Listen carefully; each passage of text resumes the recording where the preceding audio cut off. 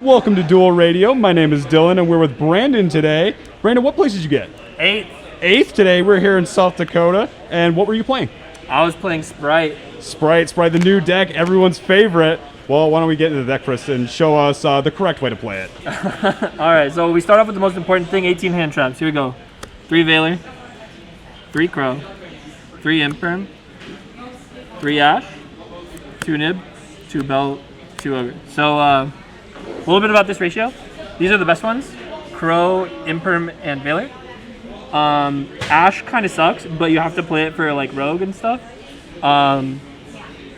It's not that great against Sprite. It's not that great against Tier. It's whatever. But then sort of moving on to the 2/2/2. Ogre isn't the best main deck card because it's not good against every matchup. But you have a play with HALQ and Swap Frog where you can pretty much search any hand trap that is a tuner. So that's Ogre, Bell, Valor, and Ash. And you want to be playing all of the good tuner hand traps that are valuable in this meta, which is these 4, and be able to have access to all of them. So you need them at least 1 copy, and that's kind of the thought process behind it. I decided to go with 2 because it's also good to draw them. But really, with the prevalence of Dark Ruler No More in this format and how so many people are playing it, you want your board to be like 1 or 2 hand traps in hand, plus your Sprite board, plus set spells and traps that are also disruptions. So that's kind of the thought process behind it. And then also like having this many hand traps allows you to prevent your opponent from making their own board. And it's really, really effective. It worked very well for me today. And you said 18 hand traps, almost half your deck? Yeah. That is wild, man. And we side a few more. So that's the hand traps. Moving on to the Sprites, we've got 2 red, 3 jet, 3 blue, 3 starter.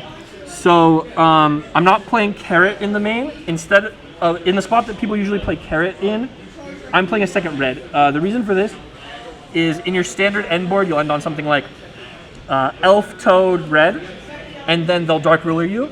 And I always, if I can, in my hand, try to search a starter and leave starter up, leave starter face down for when they Dark Ruler me. And then on resolution, I'll summon a red from deck, and I still have that monster negate and destroy. It's basically like having a gamma.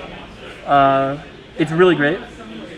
And so that allows me to play through Dark Ruler better, and I don't feel like I need the utility of the extra name or the utility of having the spell trap negate so much. I think this format is all about monster effects.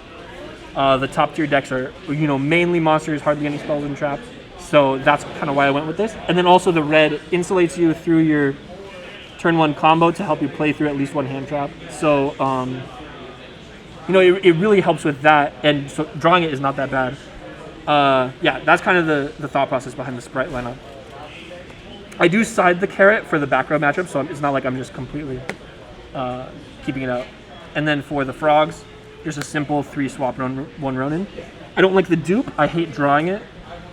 I tried out dupe frog, but it just wasn't so great. It also opens you up to Ghost Ogre, which is a really common hand trap in this format. So in the standby phase, when you go Toad effect special summon out dupe frog, they can Ghost Ogre your Toad, and then you just cry. So yeah, the frogs were great. Love them. Then we also have 3 Prosperity and 3 Diva as our additional starters to help us get to where we need to be. Diva is really, really great being a tuner, allowing you to go for the HALQ play that lets you search the hand traps that you need. And then Prosperity, I used it a lot to, I would do my full combo. If I had like a complete full combo setup that allows me to play through 1 or 2 hand traps, I would also just save the Prosperity till the end so that I would reveal 6 and then grab just whatever hand trap I needed the most in that matchup to help me disrupt them.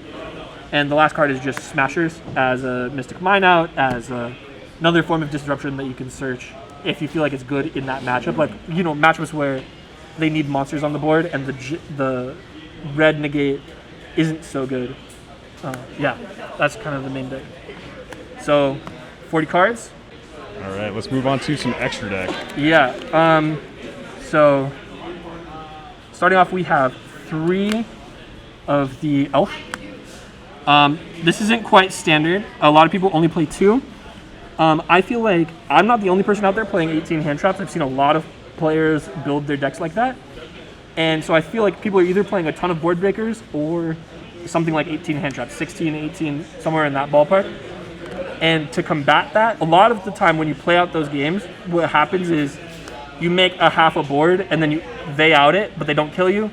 And then you out their half a board and so on and so forth. And in those situations, the third elf comes up. I summoned it about 4 rounds today. It was very, very important. I'm very happy I played the third elf. I don't think the extra deck is really flexible in this deck.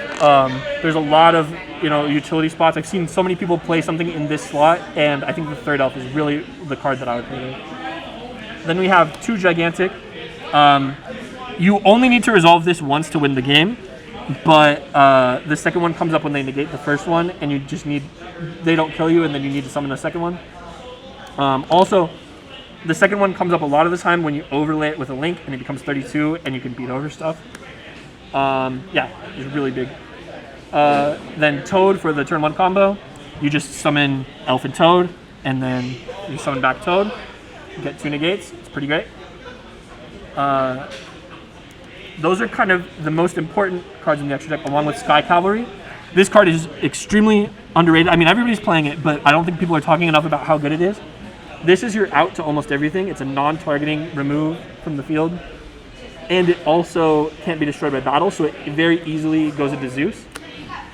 As long as you didn't lock yourself into 2s with Gigantic or Starter. So you play the Downward Zeus so that sometimes they just have a monster up and you don't feel like you need to return that monster to the extra deck, so you just go Sky Cavalry, attack into it, take a little bit of damage, and then Downward Zeus, and now you have a 4 material Zeus, and a lot of decks can't play through that. I did it against a Fluanderese player. He had Empen up, and I just attacked into the Empen. I took the 700 damage, and then I went into a defense position Zeus, and I didn't wipe his field because he didn't have anything threatening there. It was all fine. He couldn't kill any of my stuff. And then on his next turn, he tried to play. He went normal summon Urbina, effect, normal summon Empen, normal summon Eaglin. And I go chain Zeus, wipe his whole field, and then even if he has more gas to keep playing, I still have another Zeus send because I had a 4 material Zeus. So it's so effective. Moving on, these are kind of some more of the flex cards. We have Access Code and Dark. We have IP, and as my IP target, I'm playing Underworld Goddess instead of Unicorn. The reasoning, so to explain Underworld Goddess, whenever I summon IP, I'm never just going to summon IP and a monster. I'm always going to have Elf IP. Elf is the more important card. You always want Elf on the board because this is the best card in your extra deck. So I will always go Elf IP if I ever have that. And then during their turn, I can go Elf summon back any level 2 for my graveyard. And that is enough to have the monsters on my board for the Underworld Goddess. And then I just activate IP and use one of their monsters as material. So I don't think that Unicorn is necessary. I don't like discarding the card from hand. I think this is a better interruption. It doesn't target, and it has a relevant effect on the board. It's a big body. I think it's a much better card. Dark is just, it's a flex bot. I never summoned it. I never summoned Access Code either. In theory, there are situations where Dark will come up with one of the cards in the side deck. Access Code is kind of relevant for killing people, but yeah, people just scooped. I didn't have to wind up doing it. And then these 2 cards I feel like are pretty important as well. We have Almirage. This is just if you brick. If you draw, you're playing 18 hand traps, so sometimes you just draw a ton of them. If you draw Swap Frog plus 4 hand traps, then you have to go Swap Frog and send Ronin, and then link off the Swap Frog for Almirage, Ronin Totem banish swap, and then make Elf with Almirage and the Ronin Totem, and that's the only way you can play. Otherwise, that hand would be a brick, and you don't want to brick. And lastly, we have HALQ. This is how you search all the hand traps if you have a really good hand. I never go for the HALQ play unless I have Sprite Red to set up as a negate. But other than that, I really enjoyed this. I did the hand trap play 3 times today. Won me the game every time. One time, I actually just I I don't think I could have used Gigantic Sprite. Oh, I had used both of them already. I didn't have any left, but I went HALQ Summon Ogre and just passed on that.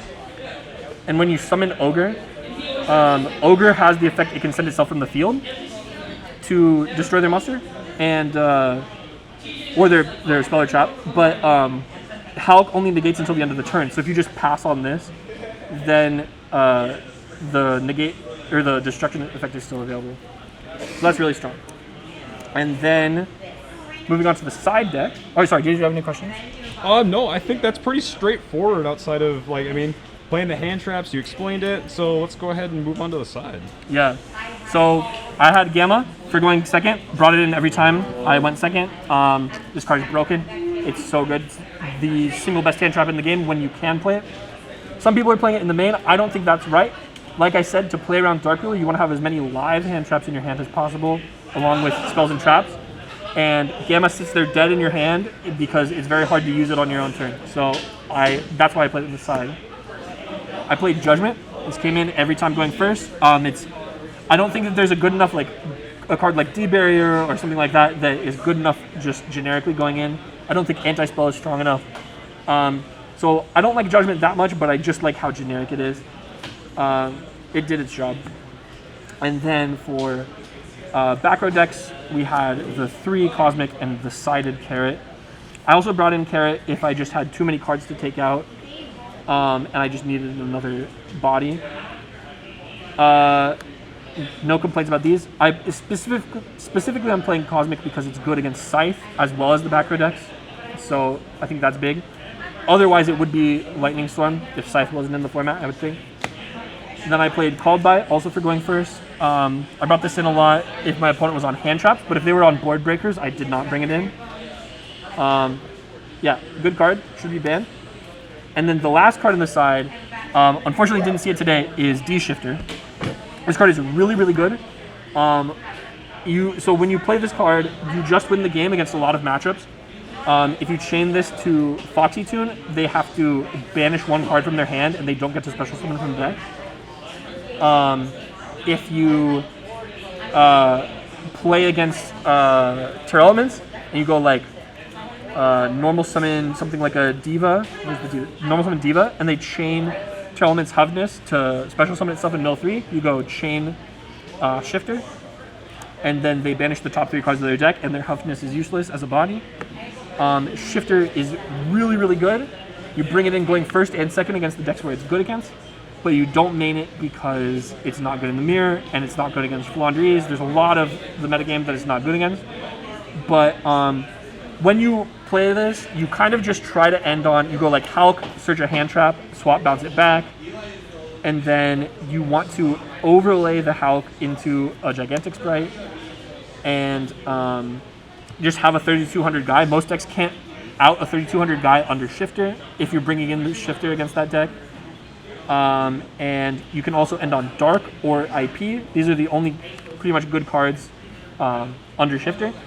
Dark still searches you a Dark monster when it's destroyed, even under Shifter. IP still works under Shifter, obviously. So this is kind of what I do under Shifter.